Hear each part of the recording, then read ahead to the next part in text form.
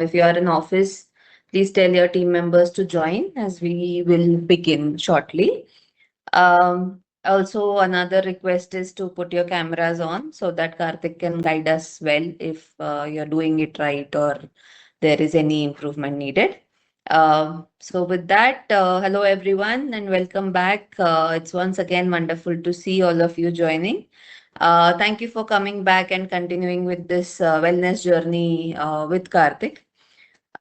So as a part of International Yoga Day initiative, we had kicked off a two-part workshop series earlier this week, and with a session on posture correction, mobility, and workplace stretches.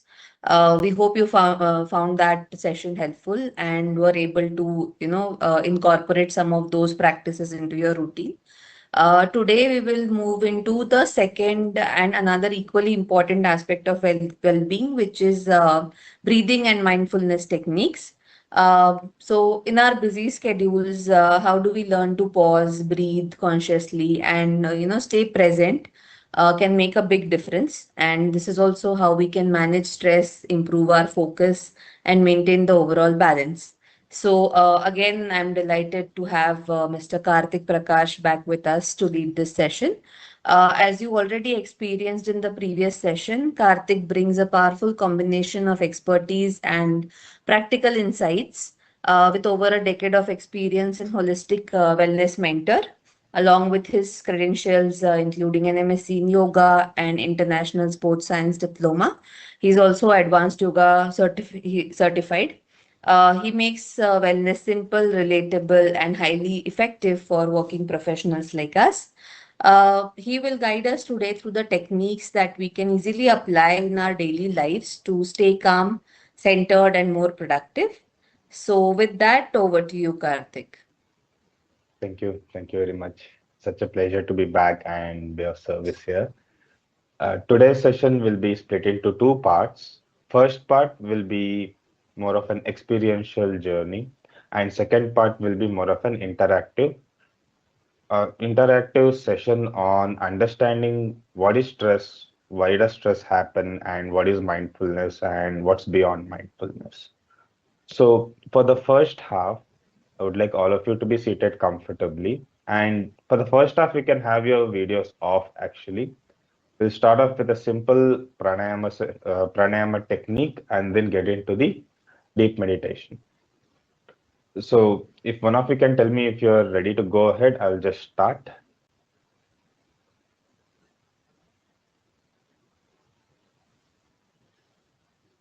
Yeah, you can You start will start. wherever Yeah, you awesome, Yes. awesome. So, be seated comfortably. You do not have to keep your back straight today or your feet firmly planted on the ground. It's going to be a completely relaxed session. So be seated comfortably. Now, in that comfortable posture, we'll first start with one simple breathing technique that ensures de-stressing happens. I would like all of you to slowly start breathing in through the nose and breathe out through the mouth.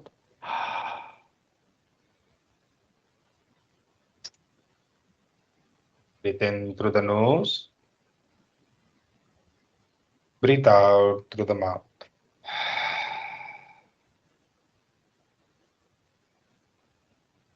8 more rounds of this. Continue. Breathe in, breathe out.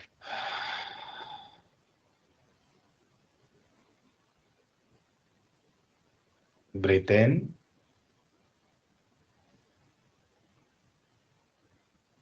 breathe out.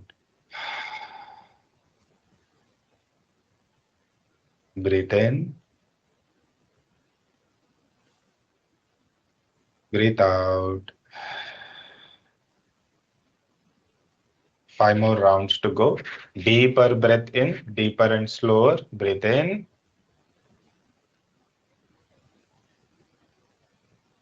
breathe out.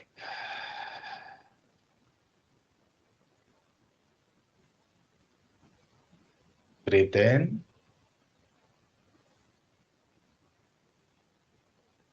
breathe out.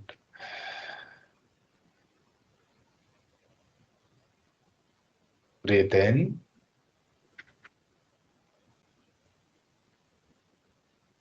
breathe out,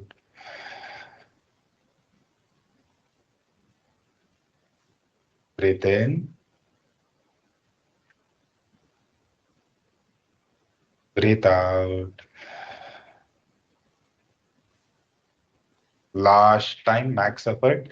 Take a deep and slow breath in. Fill your tummy, fill your lungs, and slowly breathe out.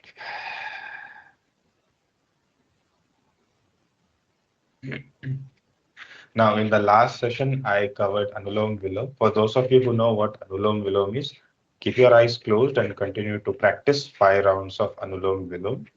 For those of you who are not familiar with the concept, we use our right hand. Hold the first two fingers of the right hand, the index and the middle finger.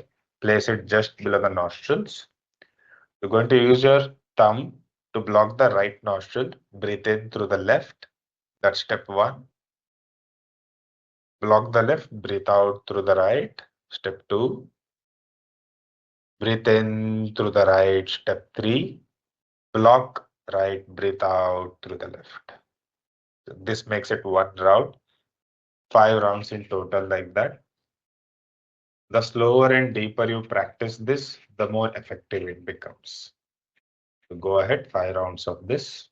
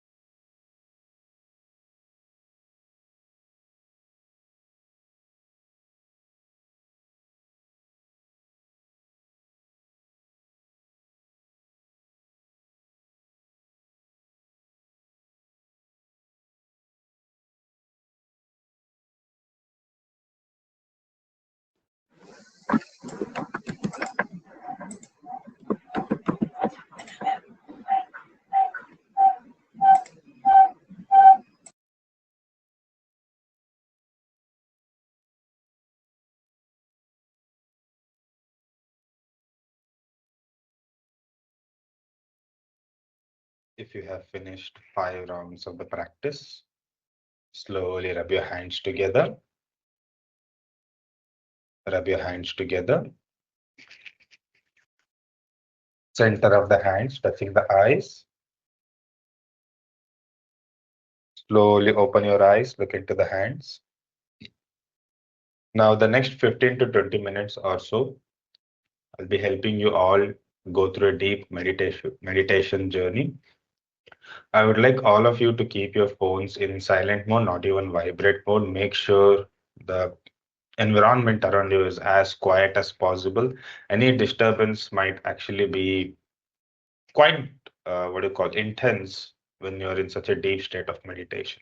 So please make sure your environment is quiet and nice.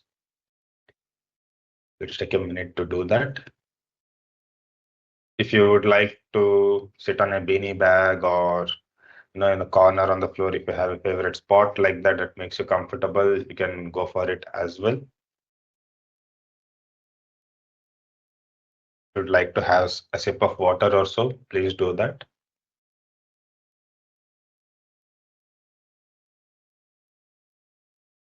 And I would like some uh, keywords that you would like me to inculcate within the journey today. It can be, for example, hope, light, uh, things of that nature. If anybody has such a word in mind, if you can type it out or say it out, I'd love to inculcate that into the journey itself.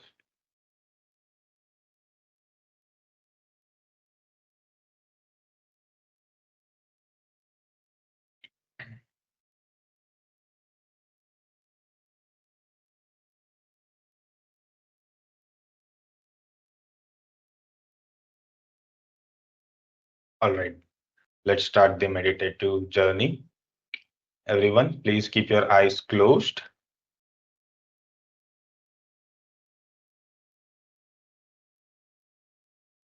I would like you all to start focusing on your breath.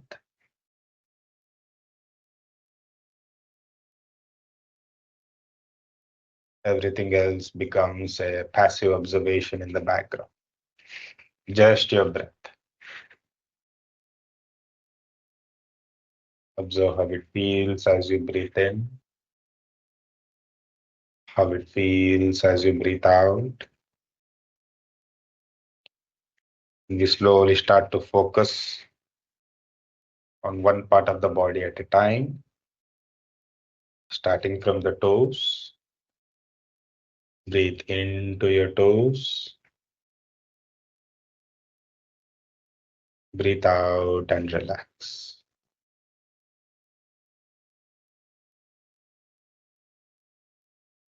Breathe into your heels,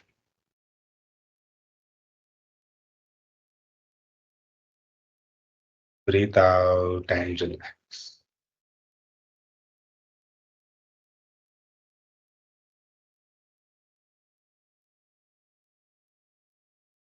Breathe into your ankle joints,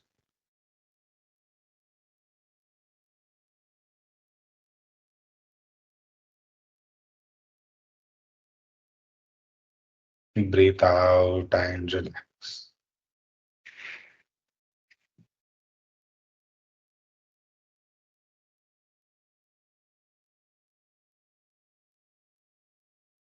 Breathe into your calf muscles,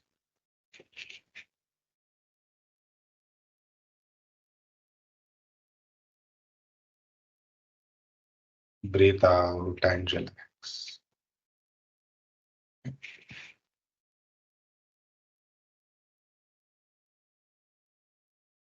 Breathe into your knee joints,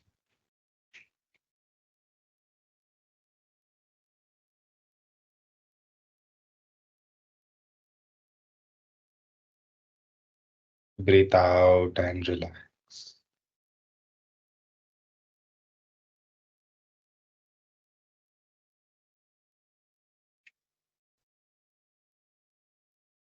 Breathe into your thighs,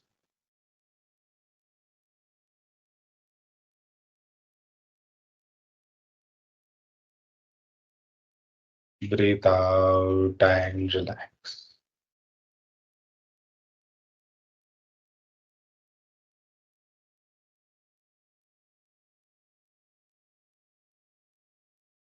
Breathe into your tailbone, the bottom of the spine.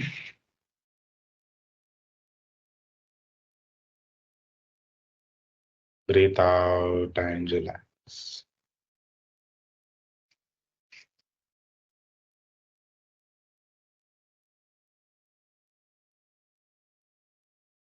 A slower and deeper breath. Breathe in into your hips.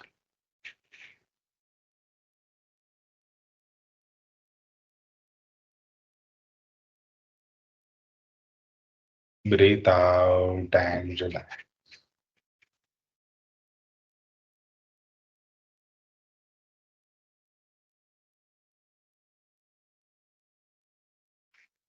Breathe into your lower back.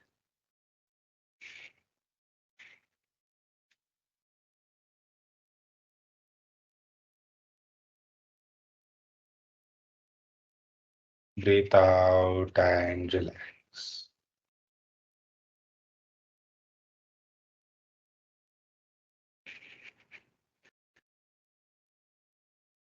Breathe into your tummy.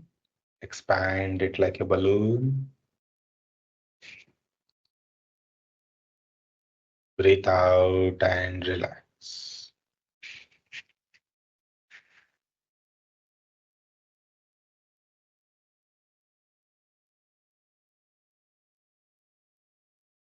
Breathe into your shoulder blades, the upper back.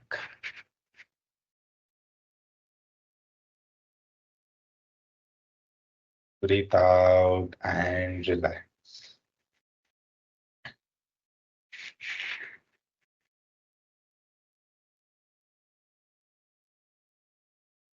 Breathe into your triceps, the back of your upper hands or upper arms.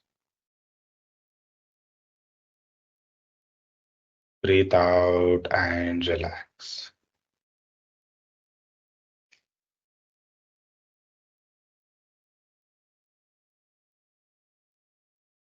Breathe into your forearms.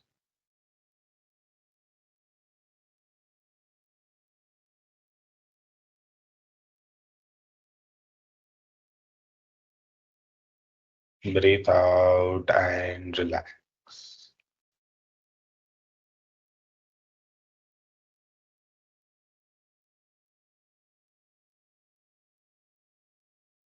Breathe into your fingertips.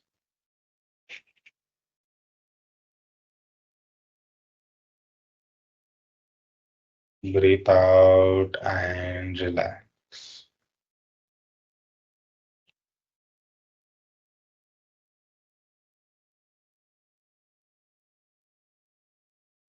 Breathe into your elbow joints.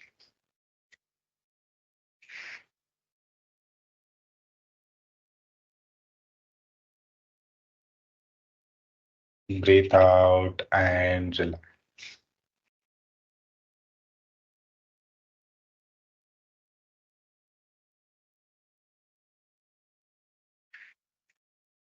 Breathe into your shoulder joints. Stretch and roll back your shoulders a bit, slow and steady. Breathe out and relax.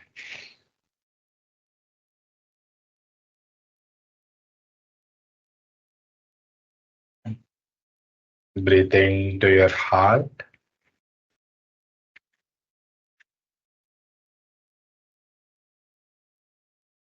Breathe out and relax.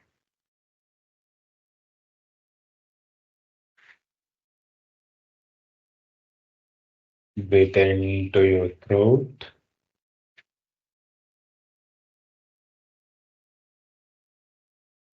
Breathe out and relax.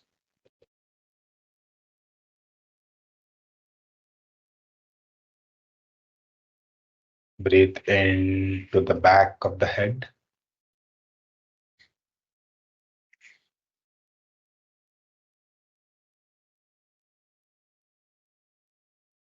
Breathe out and relax.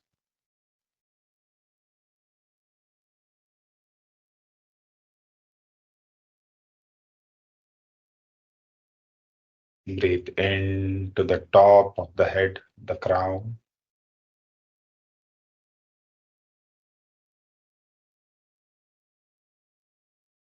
Breathe out and relax.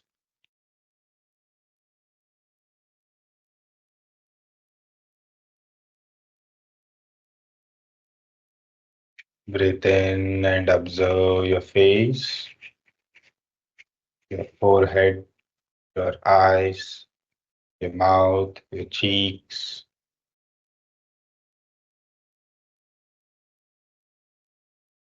Breathe out and relax.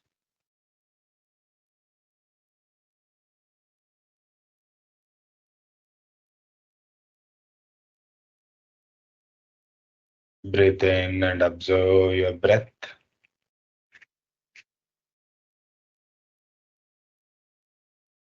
You slowly start to shift our focus through the breath inward.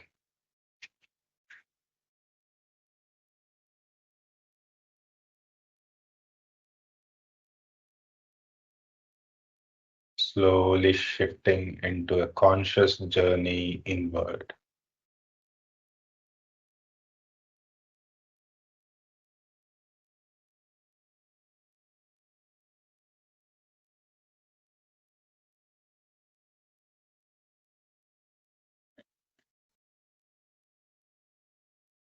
Going deeper and deeper inward.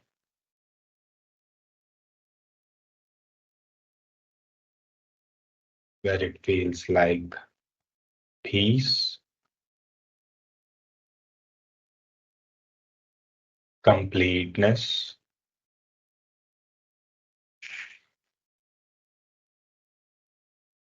graceful,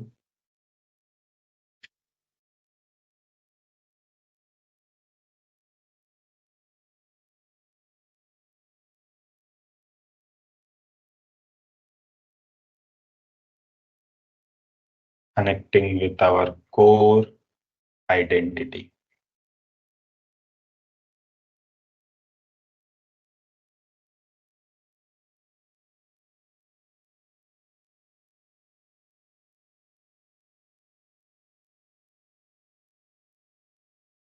As we start to focus on the core identity, thoughts run wild towards fragments of various parts of identities that you might have accumulated as time went by.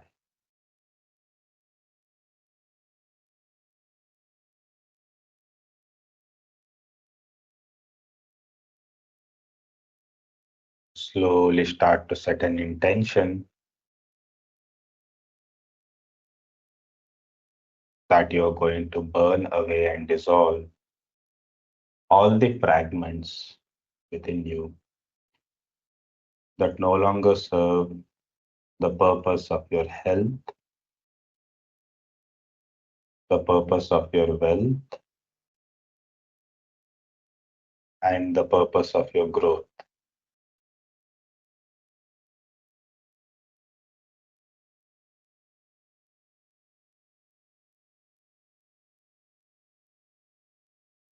I will repeat the message. Set the intention with conviction and definition that you will burn away and dissolve all the fragments within that no longer serve the purpose of your health, the purpose of your wealth, and the purpose of your growth.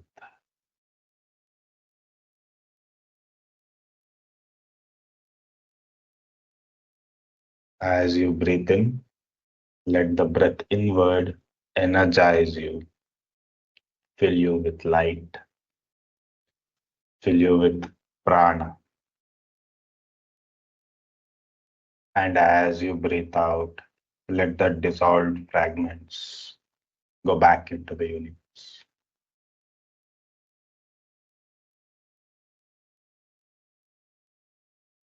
Breathe in fresh prana, energize, rejuvenate. Breathe out old, stagnated prana.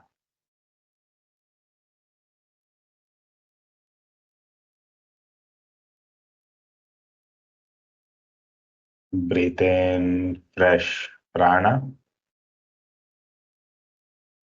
energize, rejuvenate. Breathe out old, stagnated prana.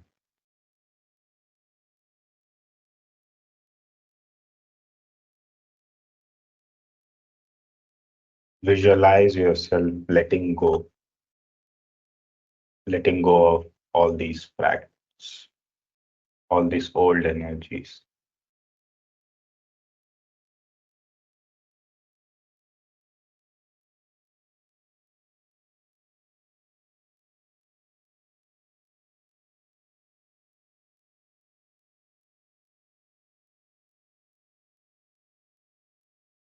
Let it go with grace.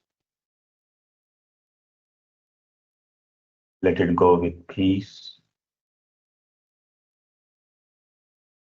It might have been a memory, might have been a lesson, it might have meant something. So, with respect to the part that energy played, we shall have to let it go with grace.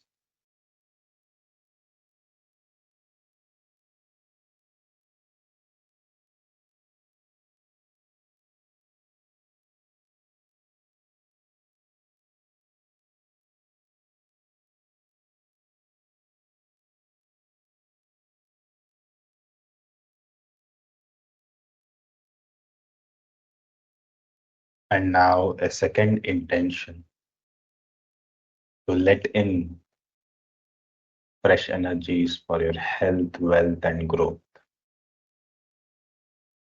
And let this intention be about redefining what your core identity is.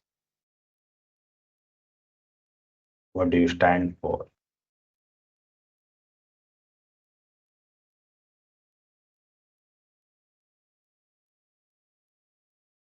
What do you like to prioritize?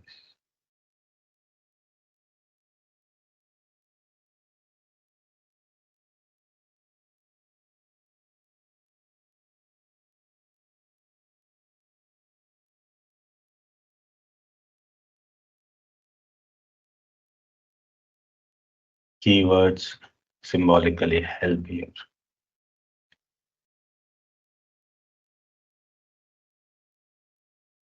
So, with conscious conviction,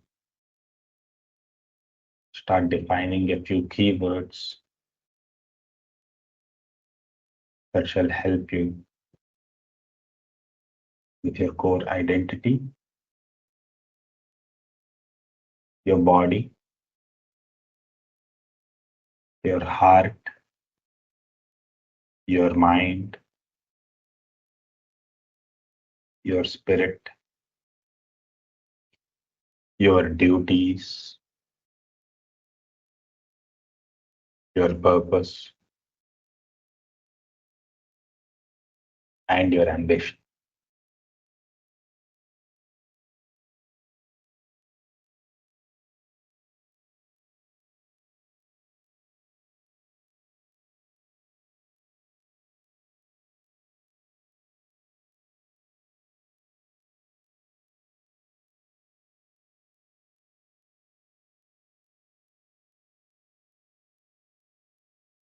Let these keywords empower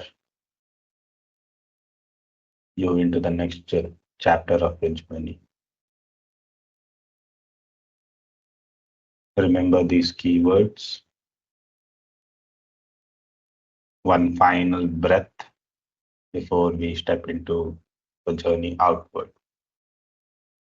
Take a deep breath in, energizing the keywords, energizing your intent.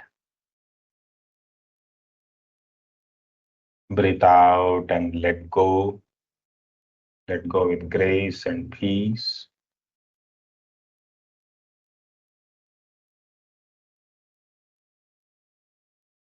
Breathe in.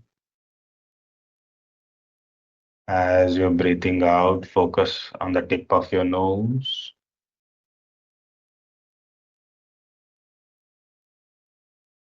Breathe in and focus on your face.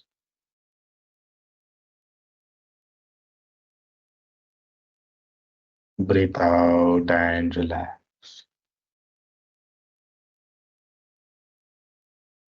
Breathe in and focus on the back of your head.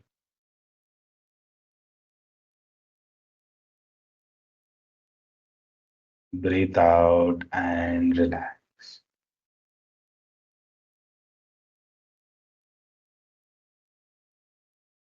Breathe in and focus on your neck.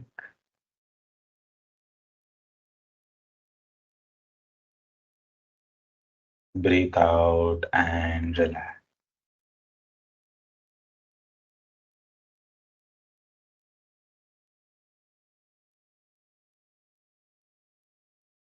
Breathe in and focus on the shoulders.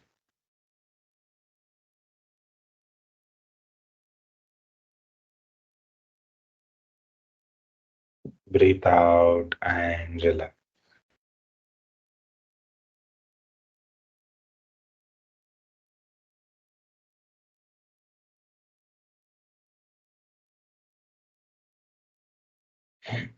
Breathe in and focus on your spine.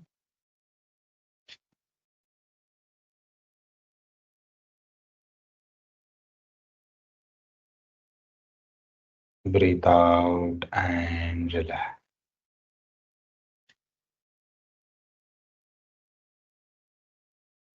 Breathe in and focus on the tailbone and the hips.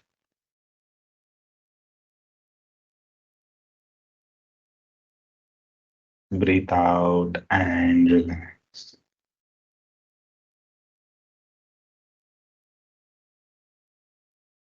Breathe in to the knee joints. Breathe out and relax.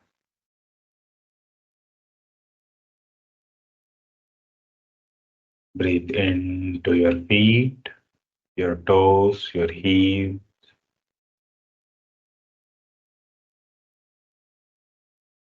Breathe out and relax. Breathe into your hands.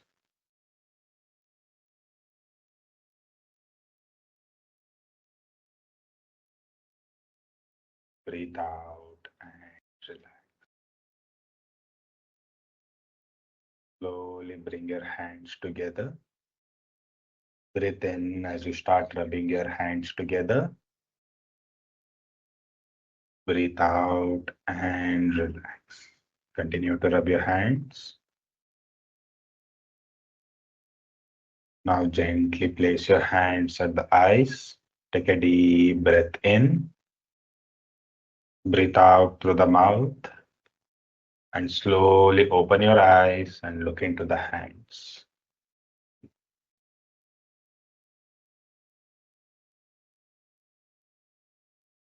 If you would like to write down this experience or some insight that you got, please take a minute to do so.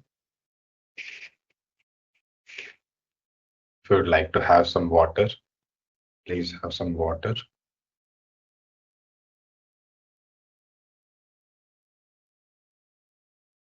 And once you're ready, now it's going to be more of an interaction going on here. Please do switch on your cameras so that I can see an interface with you all.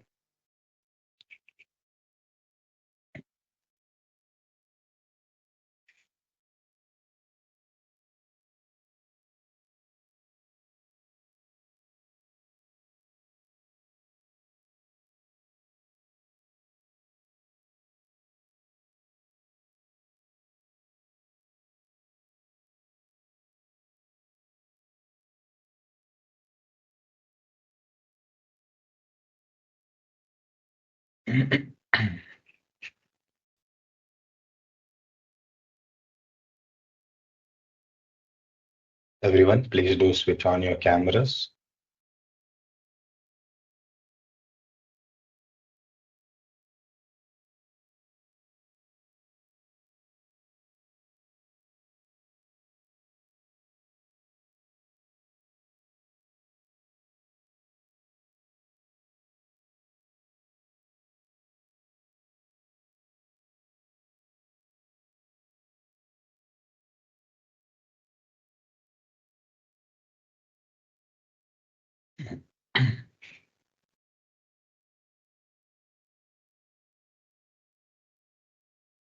I hope you all felt something nice and deep in the journey previously.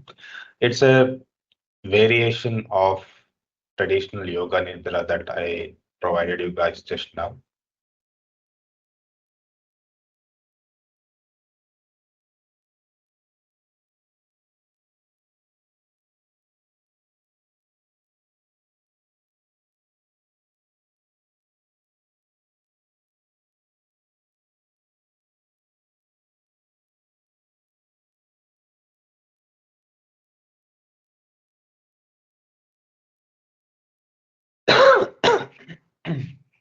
All right.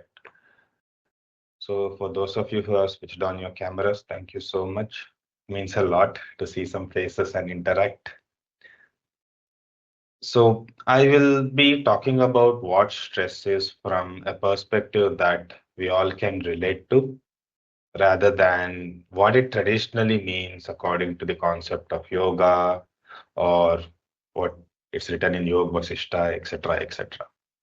So essentially, stress arises because of an intensity in one thought or one emotion.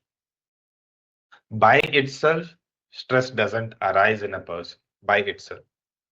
Stress arises if something else has gotten triggered and that energy is not flowing in a healthy manner. For example, it can be anger. We get angry on so many things every day. And when we let it out in a healthy manner, it doesn't disturb us much, nor it becomes a suppressive thing that we hold on to till the end of the day. So you might have experienced this in one form or the other. If you have an emotion that has been intense during the day and you somehow manage to channel it through in a healthy manner, it will not linger around in your mind or in your heart. But if you are holding on to it, what happens? It's still there, end of the day. You might not even feel sleepy because of that, carries on to the next day, so on and so forth. And there are three categories of stress, according to me. First category, everyday stress, a stress that we can consciously manage, and there are tools for that we can utilize and focus on. Second type of stress, these arise out of an emergency. Like, for example, a snake came into the office right now. That's not something you anticipate every day. That's an emergency, right? Unless your name is Nagaraja, you will get stressed if you see a snake in the office, right? And third type of stress is family and marriage. Even God cannot help this, to be honest. We will not get into that. Okay. So everyday stress and emergency stress. How we learn to manage everyday stress helps us manage emergency stresses. And soldiers usually focus on managing or practicing to manage emergency stresses based on their training. So they usually go through a high level of training to do that. Whereas us, we just have to manage everyday stress because we will not know how to anticipate or what to anticipate when in term of an emergency, right? And what happens if we do not manage everyday stress? According to Yoga Vasishta, what starts happening is if I have to give an allegory of a spring, a metal spring. Now, a spring has some tenacity where you press and hold on to the spring, and if you release it, it comes back to its original form, right? But if you hold on to it for too long, for maybe an year or so, it's still in that same compressed state, it might lose its tenacity in the long run and never get back to its original form.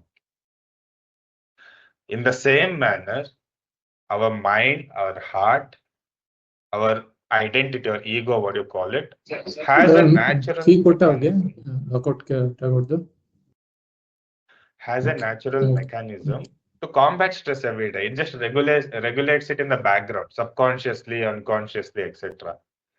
But beyond a point, we have to manage it. And most of the time, we're running through the day, one priority or another, one task or another, either not caring enough about that stress or suppressing that stress because we might be afraid to face it. Whatever reason, different people, different situations. What that leads to is essentially that mental load that you call it starts to interact with the nervous system because remember our body is connected in so many ways. The mind influences the nervous system. The nervous system essentially acts as a layer of energy that is like the pivot between the hardware and the software, basically the body and the mind. So what happens from the mind to the nervous system? It starts targeting a weak part of the nervous system where it starts to manifest more and more as a blockage. And then essentially into the weakest part of the body, it starts manifesting. And this is how, traditionally speaking, psychosomatically chronic diseases arise. It can be blood pressure, can be PCOD, PCOS, Lower back pain is also kind of a chronic disease, body pain, migraines, etc., etc. So there are a few different tools to combat stress. One type would be through breathing practices. You take a deep breath through the nose, you breathe out through the mouth. That's one type. Second type is a very similar thing, but a sigh. You do not take a slow deep breath, but you just sigh it out. That helps you be grounded. Point number 3, you might be putting a mudra on the spot, just in your hand. You might just put a mudra or two and just ground yourself. You might have some water, or you might just take a moment to turn and walk away before you come back and respond better. So there are different tools essentially to combat stress, but why does stress arise? So in my experience, I would say stress arises essentially because either we do not know what to do or we are confused about what to do. If you can understand this and then you apply it to wherever you feel you're stressed out, it becomes a good tool, a navigational tool. Either we do not know what to do in a situation or we are confused what to do in a situation. Essentially, in a symbolic way, we become like the Arjuna on Kurukshetra, we're confused. If we can understand this, it will help us understand where the stresses are arising from. And it all starts circling back essentially to identity. Stress arises wherever identity seems to be involved. Wherever there is not much involvement of your identity or your subjective experience, you in the picture, stress seems to be a lot reduced. And there is another form of stress which comes from the idea of death, but that's inevitable. For example, when you're playing with a puppy, no stress. But if you're playing with a wild animal or a poisonous snake or a giant spider from Australia or something, some sort of stress, right? Why? The picture of death somehow starts to come into the mind, right? Hey, this might be dangerous. What if we get bitten or stung, etc.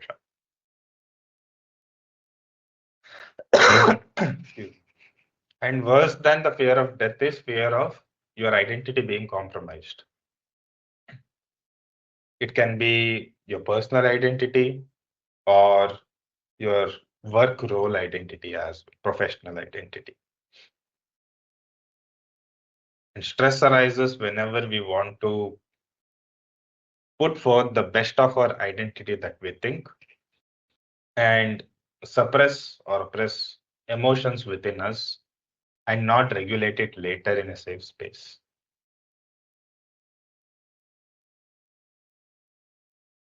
So essentially speaking, it either circles back to you not knowing what to do in a situation or you being confused of a choice. And the older you grow, the more choices you start to think it's very green in nature or opportunity is fantastic, etc. So the choices seem to be shiny all the time. So it becomes more and more stressful to choose. And at the same time, there is the idea of identity. If it's not a fluent identity, if it's very rigid in nature, you get triggered, right? So the idea of combating stress has to start from there as a fulcrum. If you can understand that concept and then start to engineer, okay, am I confused of the choice or do I not know what to do? I'm stressed out. Then you start to figure out what to do, how to go about it, right? So it has to start there. Step number one, though, is hey, I think I'm stressed out. Acknowledging that. Excuse me. Acknowledging that you might be stressed out. If you do not acknowledge it, it affects your performance. The best thing to do is to acknowledge that, hey, I might not be at my 100% right now. Let's tweak it out. Let's tweak the performance. Then step number two, assessment. What is this arising from? And then comes step number three, step number four, step number five, etc. Immediate first aid type of tools to use, breathing. You already experienced few different types of breathing. Let's try this out now. A fast deep breath in and a sigh out. Fast deep breath in and a sigh out. Immediately it helps shift the energy within. You have a bit more of time or you want to ground yourself further, maybe you can crunch and relax your toes, because feet essentially help us be grounded. Right? So whenever you're in a meeting, nervous, anxious, yo, what might the boss ask from us today? I have to be ready to answer anything. You can plant both the feet on the ground and slowly start to engage and relax your toes. That helps. Posturing yourself as well. That's another form of de-stressing. Slight shift in the posture releases hormones, releases oxygen from pent-up parts of the body. That helps. A little more time available, you start walking. Maybe you go on a walk to the ground floor outside, have a chai and come back, right? De-stressing. So another thing is it depends on time. Less time, quick tools. Longer time, we have to utilize better tools. Not better, I would say, but tools that would help with de-stressing deeper.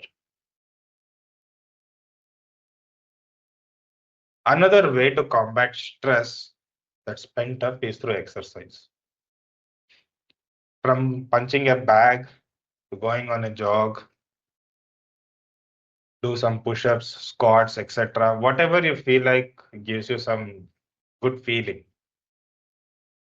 Direct relation to de-stressing, right? Another angle to look at it from is diet. You eat something acidic, it will instigate more anxiety in you. Eat something more masala based, it will instigate more anxiety in you because it's churning in the stomach. It has the opposite effect of having something such as curd rice, which instigates more of sleep and relaxation. So diet comes into picture as well. Maybe it's not your thoughts.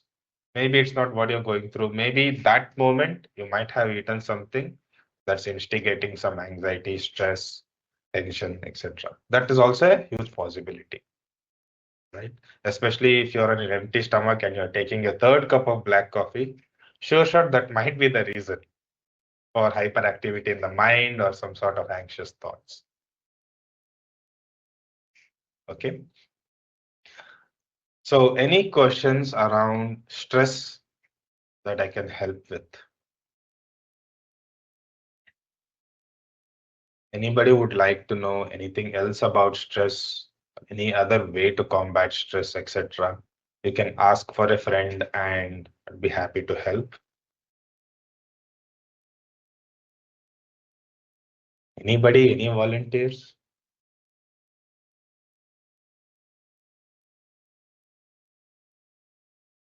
Okay, awesome. I think you have your tools then, no doubts.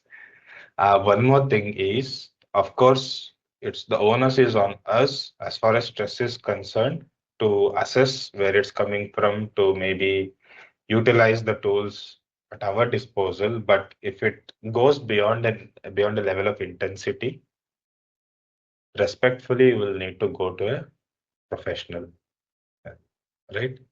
So just like how you would go, for example, to an investment banker to know about, hey, this some new mutual fund came, is it worth investing in or not? You take an expert advice before investing your wealth, right? So please rightfully also go to the right mentor to invest in your health as well, because there are a ton of advice on the internet. Some might work for you, some might not work for you, and even worse, some might actually be counterproductive and deteriorate it faster. Now, for example, in yoga, we have this concept. If someone's going through a depressive phase, do not advise them meditation at all. Advise them more dynamic activities. Meditation will worsen their depression, actually. And for people who might be, towards anxious side, slower movements, slower activities, etc., to help them balance. Faster movements, faster challenges, etc., will spike anxiety up. So it's something we follow in yoga therapy. But if you look at internet, they'll be promoting everyone to meditate, etc., etc. It does not work that way, right? So in the same manner, all of you are unique, and all of you will be going through some situation that requires a personal touch to it, a personal assessment. Okay. Now, coming to mindfulness. Now, this is a very hot topic, and I would like to ask a question when it comes to mindfulness. What will you fill your mind with? Right? In the concept itself, it is mindfulness. Okay, you might be thinking the mind has to be full. Full with what? Should it be filled with devotion to your duty? Should it be filled with love to your family? Filled with your own ambition? What should it be filled with? Happiness. And you feel, sorry, someone was about to say something. Happiness, I say. Happiness, yes. Positive thoughts. Positive thoughts. Awesome. So happy that I got some interaction going on now. Thank you, Sai Prasad and Nalini. I would say happiness arises when we feel fulfilled. It's not an active thing to pursue. Pleasure, perhaps, is an active thing to pursue. But happiness just blooms within when we feel full, when we feel satisfied with something we have done. And if we have to increase that happiness quotient within, we have to keep doing things that align more with our passion, our satisfaction, etc. Or the idea that whatever I'm doing, no matter how stressful it is, how demeaning it might look like, etc., etc., it's a means to an end for me to sustain and live. And this is another thing I'll address now, because right now, pretty much most of us are on LinkedIn or Instagram, and we start seeing so many people with their success stories, pursuing their passions, becoming great entrepreneurs, etc., etc., quitting their jobs, etc. Somewhere in the subconscious mind, it will be affecting you guys. It affects me all the time. Definitely does affect you guys. It creates doubts in you, like, kya kar rahe hai zindagi ke saath, or whatever. So rest assured, it's your voice, your choice for you to say, I'm doing what I can as a means to an end to fulfill my duties and to build a better life. Right? That's how you align the meaning of satisfaction, the meaning of fulfillment to things that might not be in alignment with passion to increase your happiness quotient. And coming to positive thoughts, I would say more than positive thoughts, it's better to have optimal thoughts, opportunistic thoughts. You have to start thinking like an entrepreneur rather than trying to be positive all the time, because forcing to be positive in a negative situation is like suppressing the negative side of it. You can be neutral, especially, let's say, for example, you're going through a very difficult day. I'm sure everyone has their difficult days, but you have a meeting upcoming. You have to give your best shot at it, your best persona, your best attitude, energy, etc. If you are neutral, you somehow start to adapt better to it. But if you're forcing yourself to be positive, you'll start feeling like your smile is fake, or the energy you're presenting in your voice might be fake. Right? Either you will be having those thoughts, or you'll be judging someone else. Okay, ये क्या ऐसा हंस रहा है, right? Like why do they seem to be smiling like that? Are they okay? Why are they trying to be overly positive? Because it's not natural. Right? It seems artificial for some reason. So I would say fill it with purposeful thoughts, because that will empower you stronger than positive thoughts. Purposeful thoughts will help you handle stress, pain, loss, etc., throughout the day. Whereas for positive thoughts, you have to constantly keep, trying to believe yourself into it. Ki nahi, like din acha hoga, din acha hoga, din acha hoga, right? You'll be trying to convince yourself, even if God's giving you different signs. Whereas purpose helps you handle it better. So that, again, that is my perspective on this. It works for me. It works for some of the students that I helped with these concepts. It's okay for you to disagree with these type of concepts because it's very subjective in nature. It's very subjective, and the philosophies you apply are also subjective to a large extent. Right? But I hope I can give you a different perspective that helps open up to maybe doing things better or different, etc.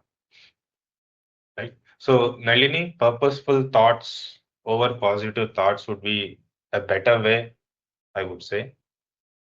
Okay. And for Sai Prasad sir, definitely happiness would be the ultimate goal. And the thing is, not all of us can do happy things every day, but whatever we can do, can we find meaning in it enough for it to give us some sort of happiness? So that we change the definition of the meaning of what we are going through to change what it means, how it feels for us. Thank you for that. Any other But insights? you should be happy with what you have, as simple as that. So despite whatever it is. So in that angle, Yes. I said. Contentment, 100%. I would say be 99% happy and 1% ambitious all the time. You Yeah. never know. Correct. Sometimes the hunt or the chase also gives some sort of life within us. It's a fine line to balance, to be honest. Any other insights or questions? I'd be very happy to know from you guys rather than it's me just.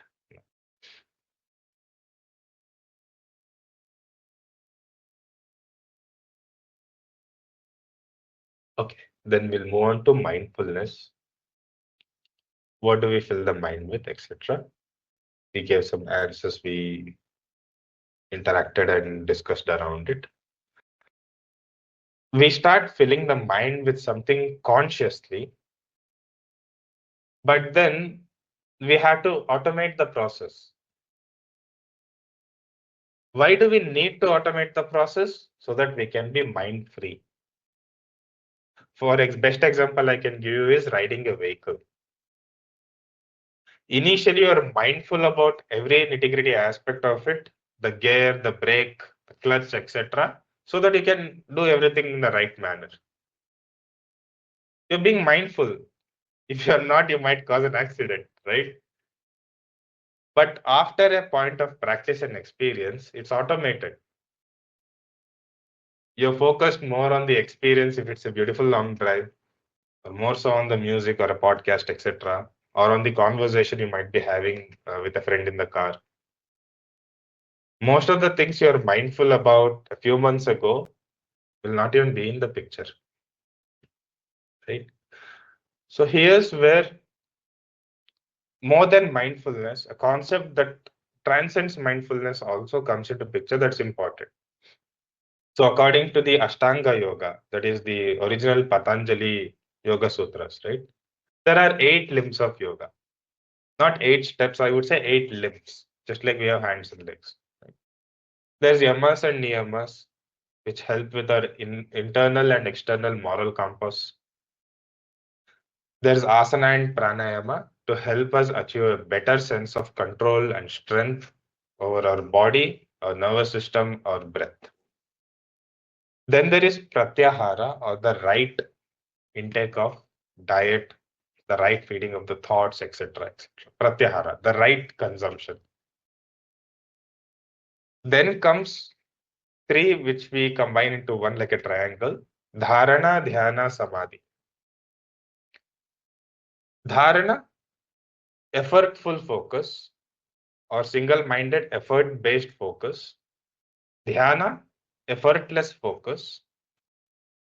And samadhi is where we naturally are in a focused state, but we do not really put that as a priority. We just are. We just are ourselves when eating biryani. That is samadhi. People think samadhi is a concept which you achieve when you open your third eye or something like that. But technically speaking, there are so many different stages of samadhi. And most of the time, we are in either vitarka or vicharka types of samadhi, a very conscious type of samadhi. What does samadhi mean then? It just means you're feeling complete. More than a feeling, it is. You know within, to a very strong experiential extent, that you are complete. And you have experienced this in various situations across your life. So technically speaking, unknowingly, we all go into different stages of samadhi, come out of it. In athletic terms, it's called flow state. Recently in athletics, it's called flow state. What have the people who achieved consistent samadhi observed is that if we can naturally do it when we are happy, then how can we hack it to constantly be so all the time? So that's how the whole process of yoga, everything came into picture, so that we can consciously hack our systems to optimize and perform every day peacefully, gracefully, with full focus, full energy, etc. Right? So mindfulness comes in dharana, effortful focus towards one topic or one form of energy in your thoughts, in your emotions, etc. You're filling yourself with only that particular topic.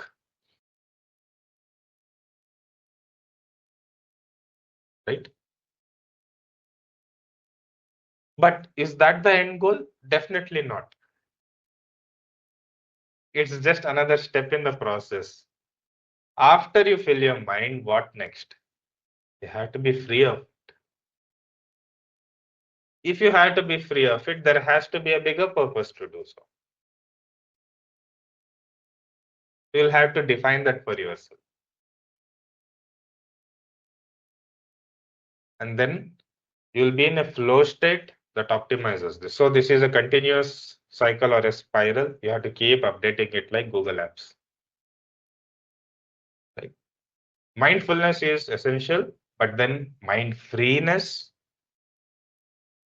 and then in English, the translation would be no mind, basically, but I would like to call it flow state. No mind doesn't make sense at all. So I would like to call it flow state. You are just being. And examples, again, I'll just repeat more examples so you can understand the concept. You are being when you're doing something you're very confident at. No second thoughts there, no trying to focus, trying to fill your mind, trying to prepare hours together for it. You just are. You naturally get into that role, you crush it, then you move on.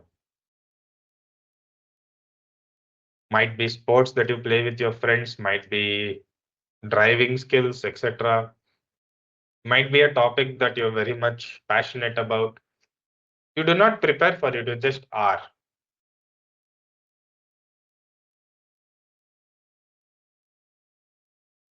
For example, someone might be very passionate about movies. You ask them, they'll talk like the world's best critic about movies. No preparation, no mindfulness, nothing. They just have transcended and become that energy that just does things. Our goal as adults would be to dutifully optimize our body, mind, emotions, spiritual concept, etc. to make sure every day we prioritize to the point where we can perform really well. We're always keeping check on de-stressing, good diet, energy levels, etc., etc. Right? Any thoughts or questions regarding mindfulness?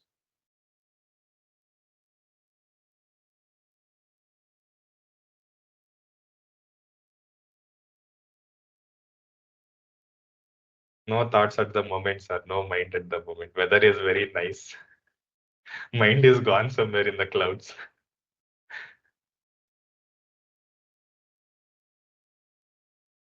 End of the day, it's very subjective by nature as well. But I would say being a little practical, being a little skeptical about the concepts and philosophies you utilize is only going to help you evolve. So please do not uh, blindly follow one concept or the other, because you never know, it might be limiting your potential. So you have to become your own skeptic, your own critic. Always remember, the philosophy you use for yourself is flawed as long as there are contradictions. The moment the choices you make, the actions you take have no contradiction whatsoever, is the moment you're achieving a flow state and you're crushing it. So always use this concept when it comes to subjective philosophies, mindfulness, etc. Let there be no contradictions in your thoughts, emotions, feelings, actions, choices. As long as there is a contradiction, there might be something better or there might be a tweak needed. Right? That's the contradiction Arjuna faced in the battlefield. Sri Krishna invested 18 chapters in helping him defragment it. Okay.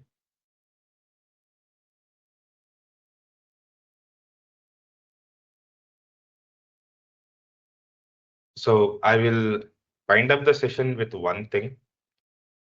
When it comes to health, sometimes I understand it's overwhelming because when you look at it, you have to keep in check of your diet throughout the day. You have to spend 1 hour working out. Then you have to spend extra effort in making sure you have gym equipment or clothes, etc., sorted all that out, extra stuff being done.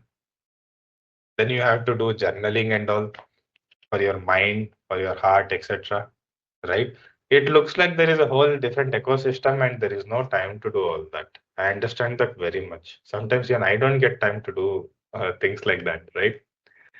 What helps, no matter what age and stage you are in, is take it one activity at a time for 1 month or for at least 2 weeks. 10 minutes investment, 2 weeks. Sounds like a mutual fund concept, but it actually works. 10 minutes, 2 weeks, one activity. Can be as simple as 10 squats in the 10 minutes. What happens in 2 weeks? The body starts getting used to it. The mind starts getting used to that discomfort. So by the end of the second week or 1 month, it's natural. Okay. Then next month, 10 more minutes or at least 5 more minutes. So if you look at it in a timeline, then third month or sixth month, you will have done so much more. You would have compounded so much more than feeling overwhelmed with so many things to do and nothing's being done. So one little diet change at a time. Maybe green tea instead of, normal chai, or chai without sugar, etc. Or having some snacks before having black coffee. Something that's a balance between extremely healthy and extremely unhealthy. You start shifting slowly, substituting one little thing at a time, so that your body doesn't go into a shock, which happens a lot when we go through a huge diet change. Your mind doesn't go into shock because it's used to having chai or coffee at a certain time. If you don't have that, you're going full aprachitudu, right? So let us not disturb that state of being, but instead change slow and steady, compound it over time, and you will succeed in that regards. Okay, rather than being overwhelmed, this would be a much better, successful way to go about it.